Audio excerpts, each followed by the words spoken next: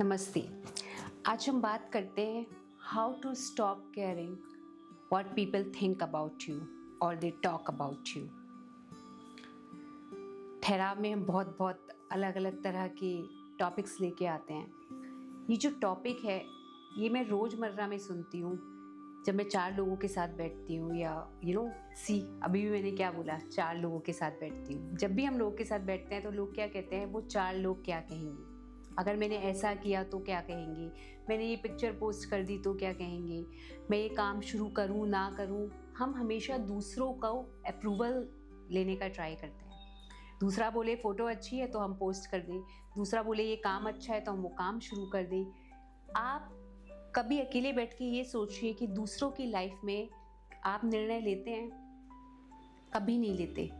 कभी बैठ के हाँ उनको एडवाइस कर देंगे, लेकिन हम कितना दूसरों के बारे में सोचते हैं। या कोई हमसे डिस्कस करके चला गया तो उसके बाद हम सोचते हैं कि वो बिज़नेस करेगा या नहीं करेगा जो हमसे बात करके गया है, या वो फ़ोटो या वीडियो पोस्ट करेगा कि नहीं करेगा जो हमसे बात करके गया है। हार्डली। जब तक हमारे साथ कोई सामने बैठा होता है तब तक ही हम उसके बारे में बात करते हैं। हमें क्या लगता है कि जब मैं दूसरे से पूछूंगा वो अप्रूव करेगा, उसके बाद भी हम सोचते रहते हैं कि पता नहीं करूं ना करूं, वो मेरे बारे में क्या सोचेगा। अच्छा, किसी ने आपको बोला नहीं ये परफेक्ट है आप ये करो, बाहर आके आपका मूड चेंज हुआ तो आप क्या सोचेंगे, नहीं अगर मैंने नहीं किया फिर वो बोलेगा मुझसे पूछ के गया नहीं किया। डू यू थिंक कि लोगों के पास इतना टाइम है आपके बारे में सोचने का? आप अपने ऊपर लागू करके देखिए कि आप दूसरों के बारे में कितना सोचते हैं। उस क्षण उस पल में हम उनके साथ होते हैं, बाहर आके सब अपनी लाइफ में बहुत बिजी हो जाते हैं क्योंकि सबके पास बहुत कुछ है करने को। आप सोचते हैं कि आप उनकी लाइफ का मेन कैरेक्टर हैं, पर मैं आपको बताती हूँ आप बैकग्राउंड कैरेक्टर हैं।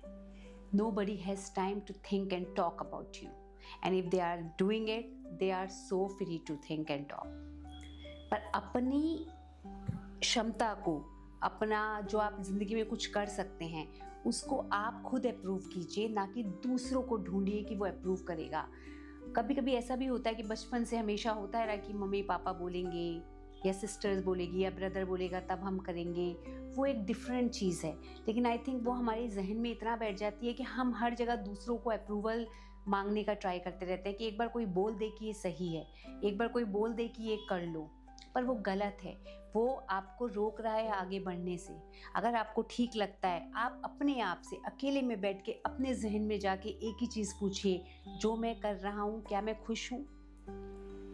ये मुझे खुशियाँ देता है? ये मेरी क्षमता के अकॉर्डिंग है जो मैं काम आगे करना चाह रहा हूँ? क्या मैं कर पाऊँगा? अगर इसका जवाब हाँ है तो गो हेड। ढूंढिए मत किसी को अप्रूवल के लिए कि आपकी क्षमता पर, आपकी कैपेबिलिटी पर कोई थप्पा लगाए तभी आप आगे जाएंगे।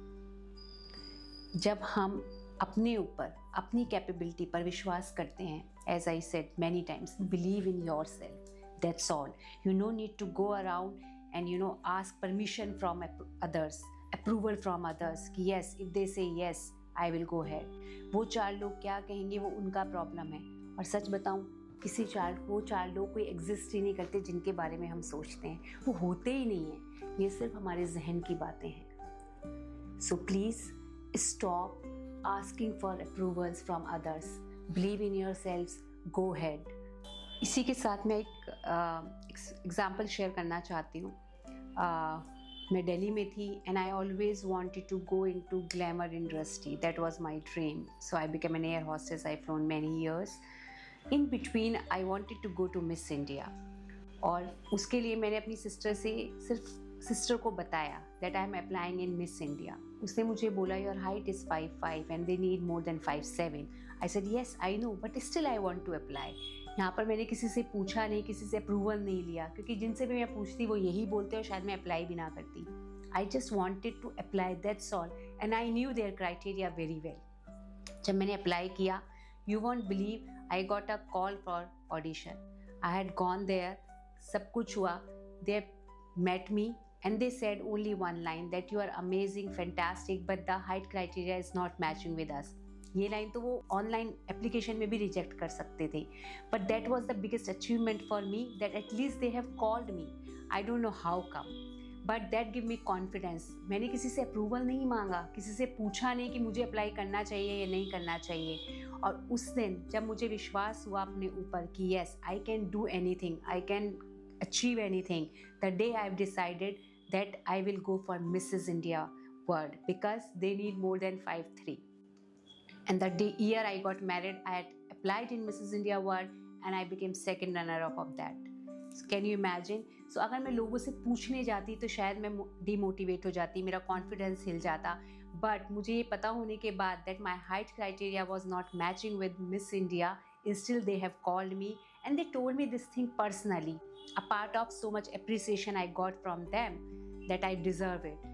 उसी दिन मैंने डिसाइड कर लिया था that of course शादी तो करनी ही है, पता ही था।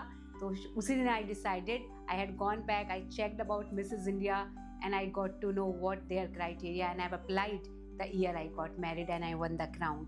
So believe in yourself. Don't ask any approval, anything from anybody for yourself.